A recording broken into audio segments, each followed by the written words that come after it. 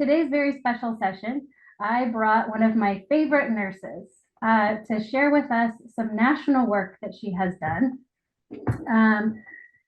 Nadia Sabwala is has been a TB nurse consultant with the Tuberculosis Prevention and Control Program at the Minnesota Department of Health since 2008 and served as the president of the National Tuberculosis Nurse Coalition from 2021 to 2022.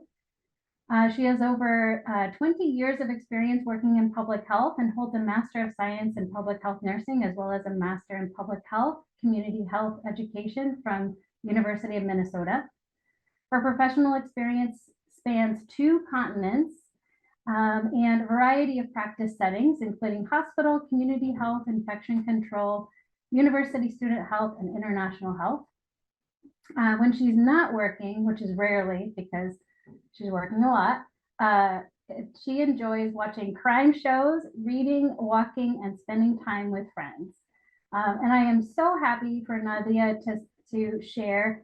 Her presentation today is called Staying Connected, Monitoring for Relapse After BPALM Treatment. All right, Nadia, take it away. Thank you for that introduction, Lana. I'm going to go ahead and share my slides. There we go.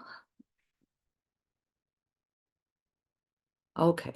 So as Lana mentioned, we're going to talk about staying connected by monitoring for relapse after treatment. It's 2017. I am one of the TB nurse consultants at the Minnesota Department of Health, and one of my responsibilities is taking new reports. So I receive a report on a case of active TB. Patient is symptomatic, highly symptomatic, cavitary chest X-ray. Smear is positive 4+. PCR is also positive for TB. He has been treated with INH for LTBI, and we find out that he was at the Watt camp prior to coming to the United States in 2005. And so we go ahead and send the specimen to CDC. Thank you, CDC, for the molecular detection of drug resistance. We're finding out more information. He goes to an adult day center every day, spends time in a small room with 10 to 12 people playing cards. He's a shaman, and he's been sick for 5 years.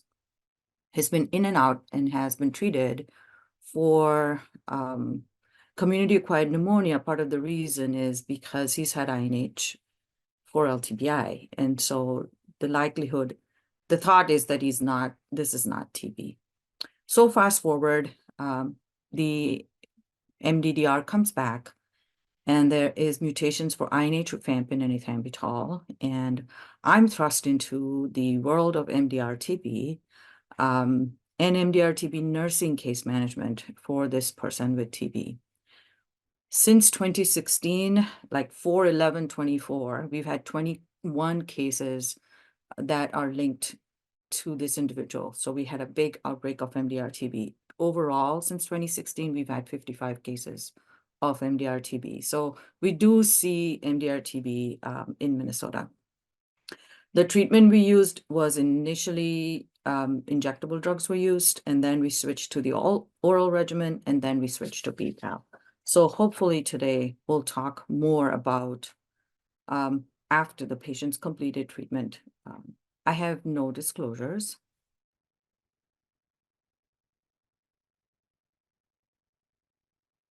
And there we go. Okay. So the objectives for today's call is to review bedaquiline, pretomanid, linezolid. That is the BPAL treatment used for multi-drug resistant TB treatment, and to increase understanding and application of this extended monitoring, to explore BPAL post-treatment monitoring practices and successes by nurses from multiple levels of public health. So just to take a brief definition break, what is MDR-TB? MDR is defined as an organism that is resistant to INH and rifampin, which are the 2 most potent TB drugs. And then BPAL stands for but B is bedaquiline, protomionid, linezolid, and then moxifloxacin. So moving forward, when I use BPAL, I'm talking about these drugs. Polling question. How many participants have been involved in the management of the following?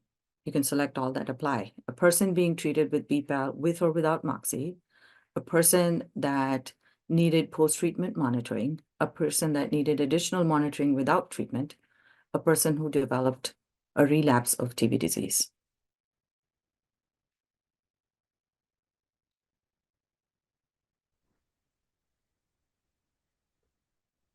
I see votes coming in.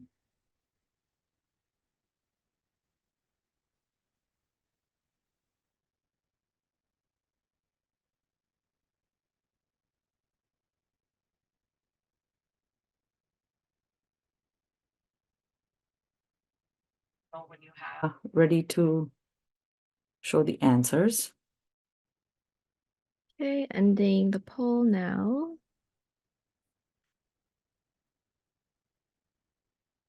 So we have a smattering of people.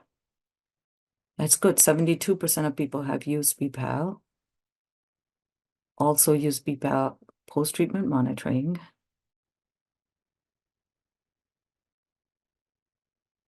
Interesting. So there have been relapses that you have treated as well.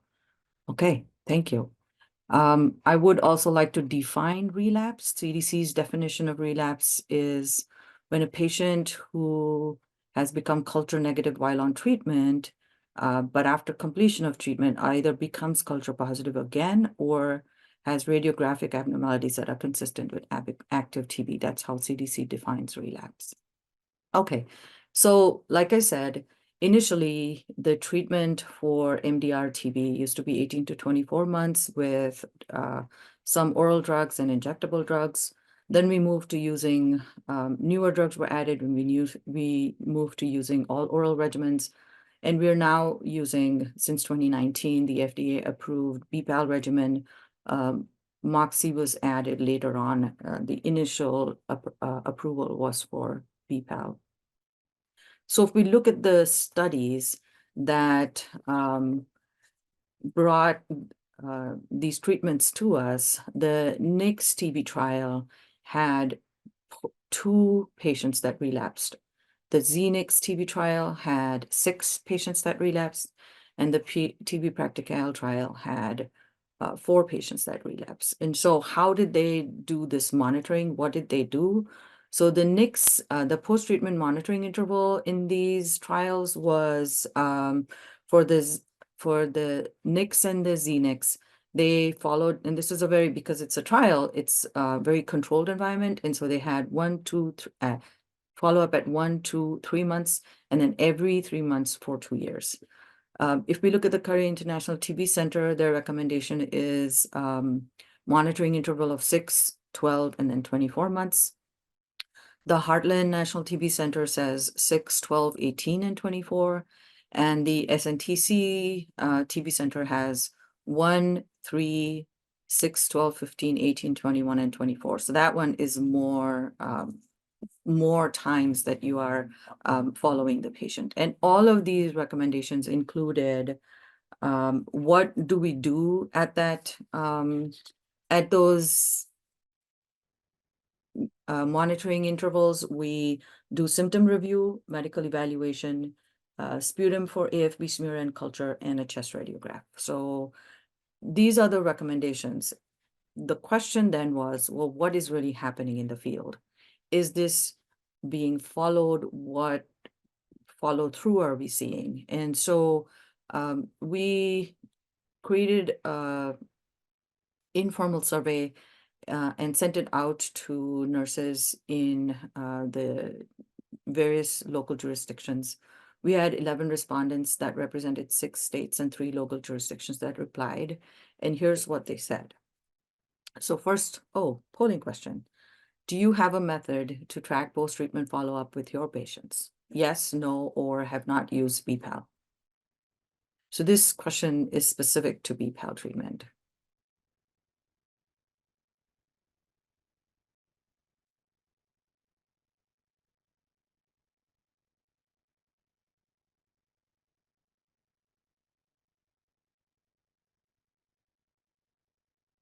Okay, I will end the poll now.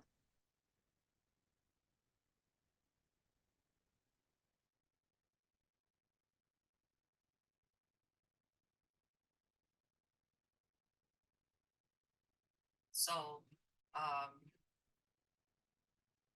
there's some mix there. 31% have not used BPAL, and 40% that have do have some kind of follow-up. So what did our nurses say?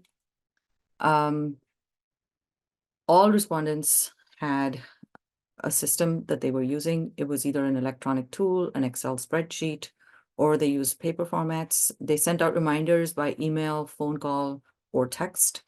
And all of their follow-up included medical evaluation, symptom review, chest x-ray, and sputum for AFB, smear, and culture. So I think this was excellent to see that this was already happening in the field. Next polling question. How often do you track the patient's post-treatment progress? Every 6 months for 2 years, every 3 months for 2 years, every 4 months for the first year, and every 6 months for the second year, every month for the first 3 months, so, or something else.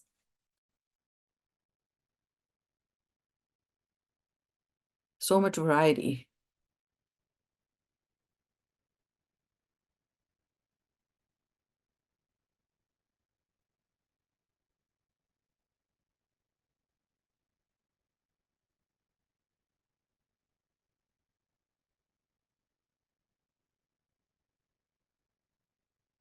Let's try and get to 50% participation. Yeah.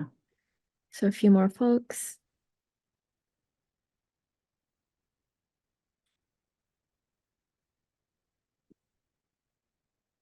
Okay, ending the poll now.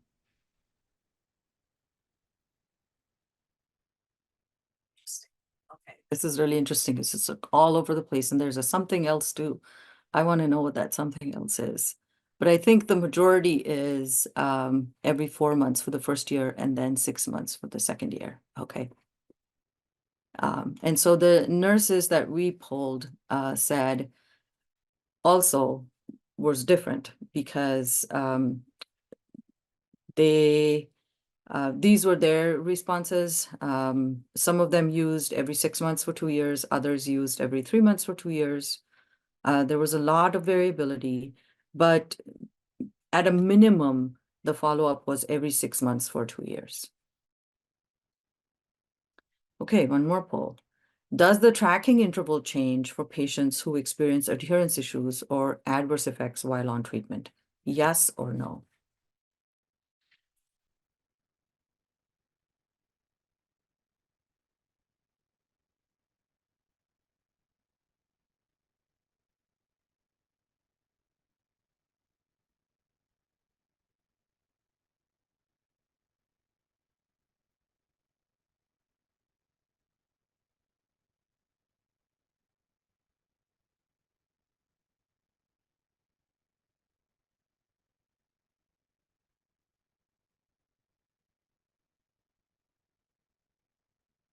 Be at 50%.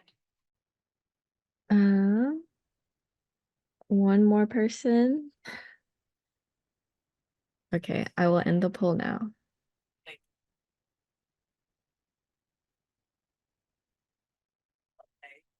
So most people say yes, they would change the tracking interval if the patient had experienced adherence issues or adverse effects. And because this was a nursing question, most of them said that it's not something that was part of their protocol and that it would be a provider decision. And some of them said they hadn't experienced this. So this was an interesting difference.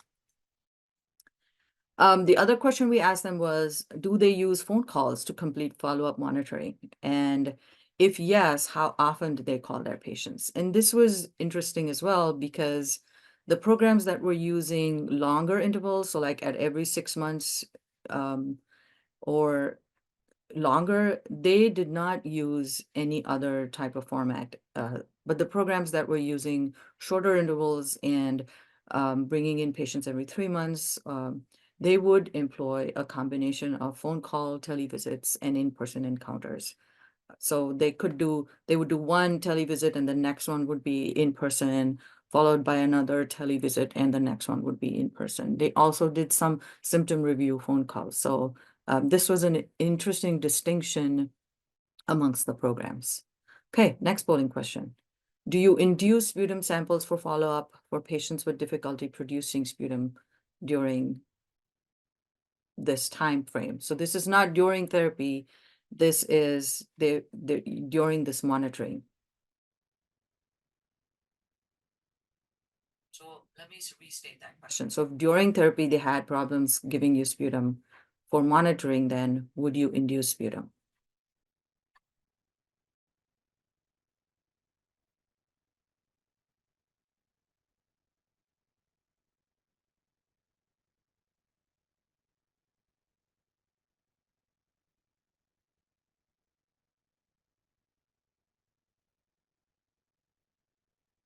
I'll end it in 10 seconds.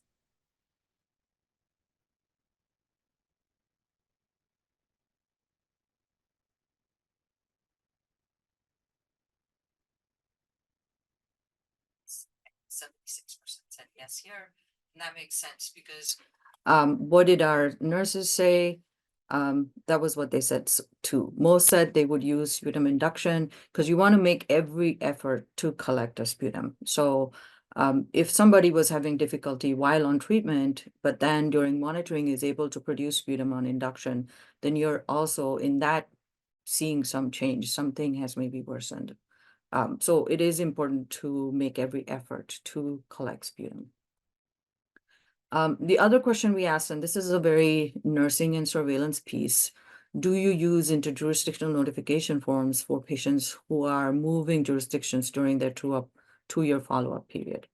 And I know we do this in our state. We internally, whether they're moving within our state or if they're moving to a different state, we do use IJNs. And majority of the nurses did say that they would use an IJN. They wouldn't, not international. So Cure TB was not something that they would use, but definitely within the state and within the country. Although they were not sure if the receiving jurisdiction would have the setup to follow these patients, but they wanted to make sure that they let the receiving jurisdiction know that this was somebody who had completed treatment for MDR-TB and was on during this 2-year period, was moving to their jurisdiction. We also asked, in their opinion, whose job was it to monitor public health or specialty care. So many of our jurisdictions where they have low incidence don't have TB clinics and are working closely with providers, primary providers, private medical providers, and all of our nurses agreed that this is public health responsibility and that larger programs can do this in-house, but other programs that are smaller stay connected with their private medical providers to make sure that this 2-year monitoring happens for cases that have been on MDR treatment with BPAL. The next question we asked was what issues they were running into while doing this monitoring. And the main thing was keeping the energy behind it is hard because the patients have completed treatment and sometimes they don't want to stay connected. Lack of resources was an issue. Patient pushback was an issue. Adherence or no-shows became a problem after a while. While on treatment, having patients come in is easier. Once the patient has disconnected from service, it becomes more difficult. The jurisdictions that were seeing their patients every 3 months or having some kind of a phone call conversation or staying connected every 3 months, they had less problems. They ran into less issues in staying connected over 2 years. Those that were seeing patients, say, every 6 months or 6 months for the first year, and then a year later, just at 12 months, those jurisdictions had more adherence problems. So overall, the lessons learned, most jurisdictions do have a process to stay connected with their patients. Monitoring intervals are different across jurisdictions. Programs that use shorter intervals employ a combination of modalities. IJNs and other case management strategies are being utilized by the local public health nurses. Staying connected for 2 years is definitely resource intensive. For the future, I guess the questions that are raised was how important is to stay connected for 2 years. Are shorter intervals easier to facilitate continuity of care? What is the time relapse or time to relapse or loss to follow-up? Where do programs need support to facilitate monitoring? Do we adjust the interval? Do we adjust the methodology or decide based on individual patient characteristics how often we need to see them or what we need to do during that follow-up? I'd like to acknowledge on this slide, I acknowledge all the nurses that did respond to our survey, and I have references. Thank you.